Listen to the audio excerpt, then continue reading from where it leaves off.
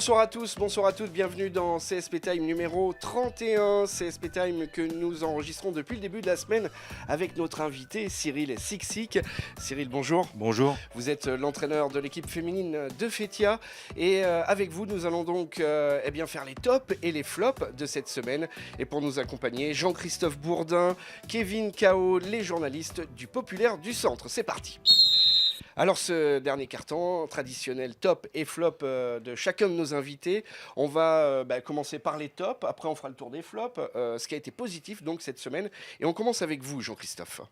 Alors c'est la deuxième fois consécutive que je donne mon top à Laurent Leniam, le coach de Dijon. Je l'avais déjà fait il y a 15 jours, mais je recommence.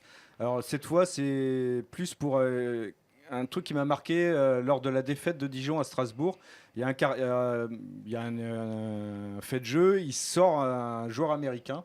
Et puis il y a un temps mort. Et là, le joueur américain, il n'est pas content et il commence à répondre à son coach.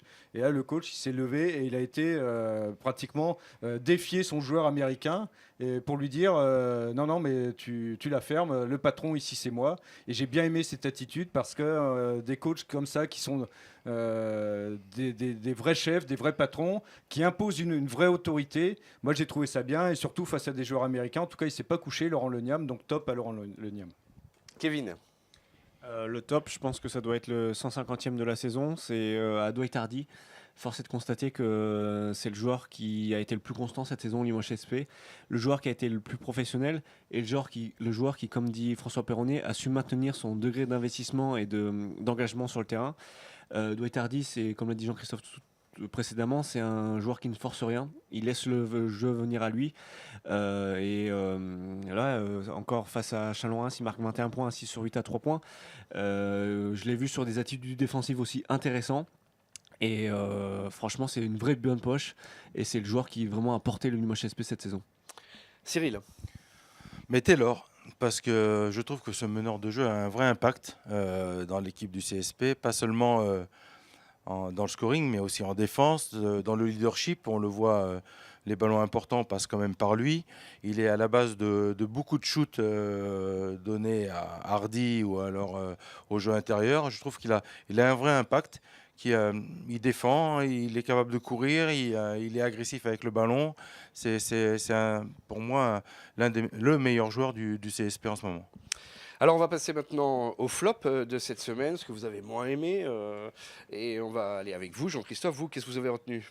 Alors c'est un joueur, il s'appelle Kendrick Ray, joue au Mans. Il est arrivé il n'y a pas très longtemps puisqu'il a fait que 6 matchs prêté par le Maccabi Tel Aviv.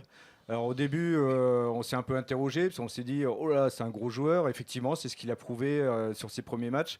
Mais là, les 2 derniers qu'il vient de faire, on comprend peut-être pourquoi le Maccabi Tel Aviv a accepté de le prêter. Il a fait une prestation assez indigne à Limoges, contre Limoges, au Palais des Sports de Beaublanc. Et le dernier match de championnat, il a fait 0 d'évaluation, 0 comme son numéro sur le maillot et aussi sa prestation. Kevin. Flop, ça m'embête de lui mettre, mais c'est Black Sheep qui a été un excellent joueur, l'un des meilleurs joueurs du championnat. Il était MVP du championnat, il a été champion de France. Face à Chalon-Reims, à un moment donné, il était dans le corner ouvert et il a tiré à 3 points, il a fait un airball. C'est symptomatique du joueur qu'il est devenu. Il est devenu moins fort qu'il n'a été. En termes de prestations, il fait quand même 7 passes, 7 rebonds, mais il n'a plus l'impact, il n'a plus la classe qu'il avait avant. Et c'est dommage de le voir à ce niveau-là, alors que ça avait vraiment été l'un des meilleurs joueurs et l'un des joueurs les plus emblématiques du championnat de France. Et Cyril, on va terminer avec vous.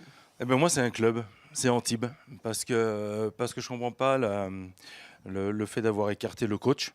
Espinoza, ils l'ont fait revenir, puis pour sauver le club, il a sauvé le club, ils l'ont remplacé, puis ils l'ont rappelé, il a encore sauvé le club. L'année dernière, il fait une saison qui était pas trop mal parce qu'il a quand même des moyens qui ne sont pas extraordinaires. Cette saison, c'est vrai que là, c'est compliqué, mais je ne pense pas qu'en un an, le coach ait changé complètement. Donc le coach, c'est toujours le même. Il y a plutôt autre chose à mettre en question. Je pense que le coach, et là, on a changé le coach et il n'y a pas plus de résultats. Merci messieurs de nous avoir accompagnés toute cette semaine. CSP Time numéro 31, c'est fini. On vous donne rendez-vous pour voir cette émission sur notre site internet lepopulaire.fr ainsi que sur notre page Facebook Le Populaire Sport. Vous pourrez commenter, partager ce à quoi nous vous invitons vivement. Merci Cyril de nous avoir accompagnés toute cette semaine. Merci. Merci messieurs. On vous donne tous rendez-vous à la prochaine émission.